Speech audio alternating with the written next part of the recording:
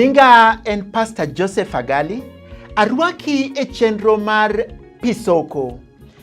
Pisoko en kama inyalo yude puonj mawuok e muma, kendo inyalo yude tiegruok kawuok e muma, kendo an jawer ibiro yudo wende mawuok e muma kamori ei muma. Mora gi muma, puonja muma, kendo tiega gi muma. Arwako. Karombo marwadha noloro aipodo Kademo katung polo ywa. Kawuono Jehova Nyasaye olosonwa, wadwaro wuoyo kendo wadwaro winjo wach Nyasaye kawuok e Mariko 5 matindo 22 nyaka 24. Mariko 5 wes 22 nyaka 24. Muma wacho kama: ng'at moro manyinge Jairo, mane en jaduong' od lemo, nobiro kanyo, kendo kane oneno Yesu, nopodho piny e tiende. Nohombe niya, nyara matin ohewore, yie mondo ibi iket lweti kuome, nikech mondo obed mangima. Kamano Yesu nowuok modhi kode. Ji mang'eny noluwe, kendo ji nothung'e koni gi koni. Mano ema wadwaro winje wach Jehova Nyasaye mana kanyo. Muma wacho ni nitie jaduong' od lemo manyinge iluongo ni Jairo, nene odhi ir Yesu kod wach. Mae nene en wanyalo wacho ni jatelo mar kanisa, kata jatelo mar od lemo, manyalo luonge kata jadolo.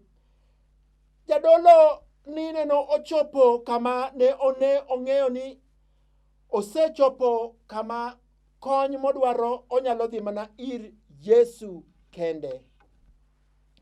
Nene oneno ni onge kamoro monyalo dhiye, onyalo dhi mana ir Yesu kende. Seche moko jokanisa kata jotend kanise tamogi gan gidhi kanye, nikech ng'eny ji biro irgi gi chandruok mang'eny. Tineno ka jatend kanisa ni kata Jairo, mane waluongo nyinge ni Jairo, en nodhi ir Yesu, kendo nodhi mondo owuo kod Yesu kuom gigo manene chando chunye. Be wanyalo weyo pride ma wan go? Ing'eyo ni nyalo bedo jatelo, to telo bedo ni gino mamiyo ok inyal dwaro kony kaming'eyo ni nyalo yude kony. Inyalo bedo jatelo, to telo miyo ok inyal dwaro kony, ok inyal goyo chongi, nikech in eming'iyo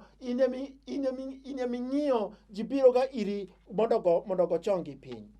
Wanyalo kawo telo ma wan gogo te, to bang'e wadhi ir Yesu Kristo, waywak ni Yesu Kristo, wanyise ni Yesu Kristo kae ema wasechope, kendo mae ema gima chando ngimawa.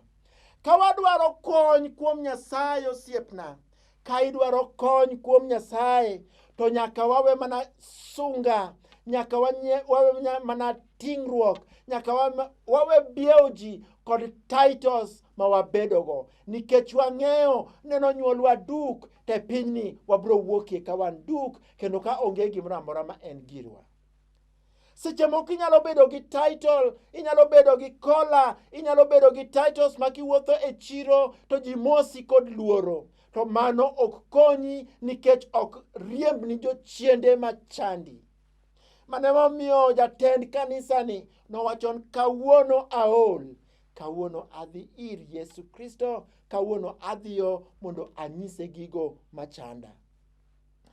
Positions ma piny miyowa, kata cheo, kata kimra mora ma piny miyo, onego wabed ni en gigo, ka ok gin gigo manyalo konyowa, to wanyalo wito gi piny, kendo wanyalo dhi ir Yesu Kristo, ka wawacho ni gik moko duto wawe wito piny, mana kaka Daudi wuod Jesse ne nodhi ir Yesu, nodhi ir Nyasache, kendo nodhi ir Nyasache kong'eyo ni Nyasaye e kar konyruok mare.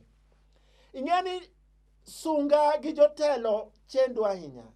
Chieng' moro ne nitie jatelo moro, en ochung' ni askeche ma jo Asuri, kendo ka nene oore to nyathi manyako ma nene tie ode nene onyise ni in dhohoni ma in kodoni inyalo kidhi biro pinywa, wan kod prophet kuno, wan kod janabi kuno, kendo dhohoni ni biro rumo. Naaman nowinjo wach. Naaman nene oketo askeche. Naaman noketo farese. Naaman nobiro akia nene en internal security minister, akia nene en prime minister, akia nene en jatel kaka jatelo ma army. Obiro kod ken kod sunga te. Obiro ken kod sunga, ken kod nyadhi, ken kod biepo, ong'eyo ni kamodhieno ji biro ng'eyo ni en ng'a. Bang'e kochopo ir jatich ruoth, ka chopo ir janabi nene kowuok kata oko mose, janabi nene owuoyo kode mana gi mabor, nonyise ni Naaman, dhi luokri e aora. Naaman nowacho ni kwani thurwa onge aoche. Thurwa onge aora Jordan kaya nyalo dhi luokra kamochido ni, kwani thurwa onge aoche.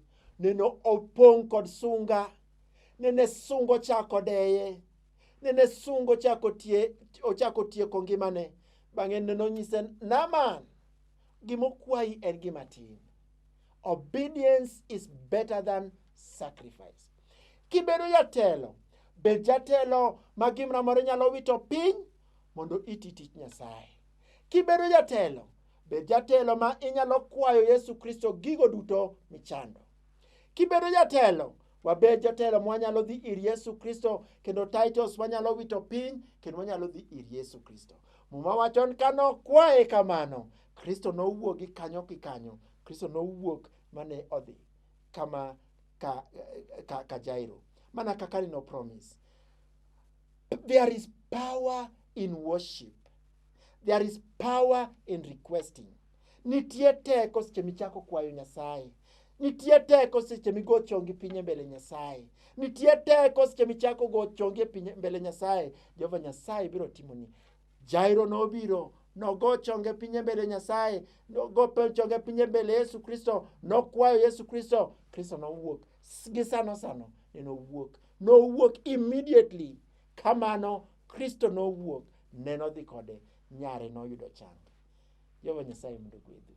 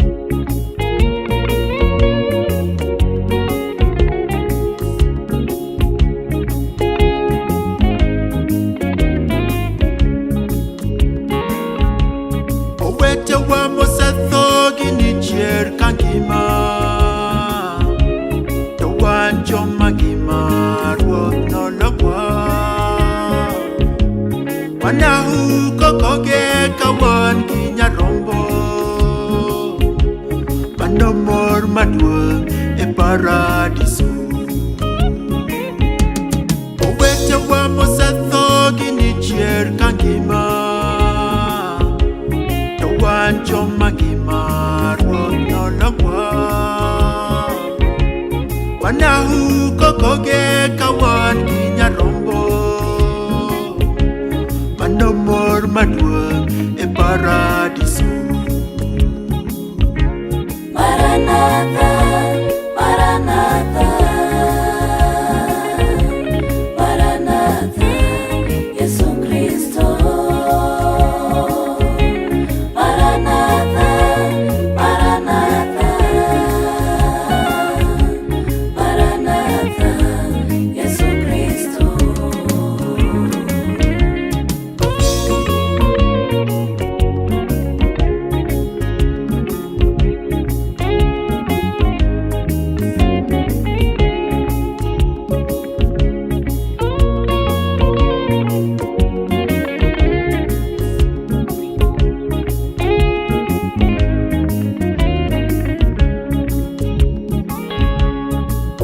Jwaginduru kanuwi nyaka chieng', katho oselo kendo osetiek. Ringruok mato biro bedo mangima, ringruok matho biro bedo mangima.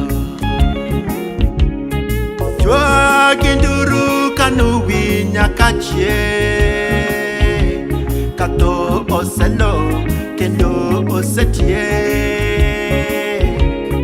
Ringruok mato biro bedo mangima,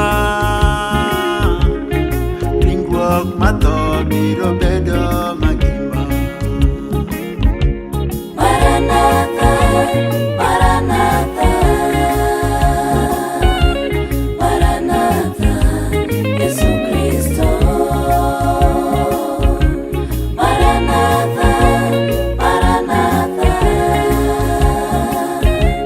Maranatha, Yesu Kristo. Maranatha, Maranatha, Maranatha, Yesu Kristo. Maranatha, Maranatha, Maranatha, Yesu Kristo.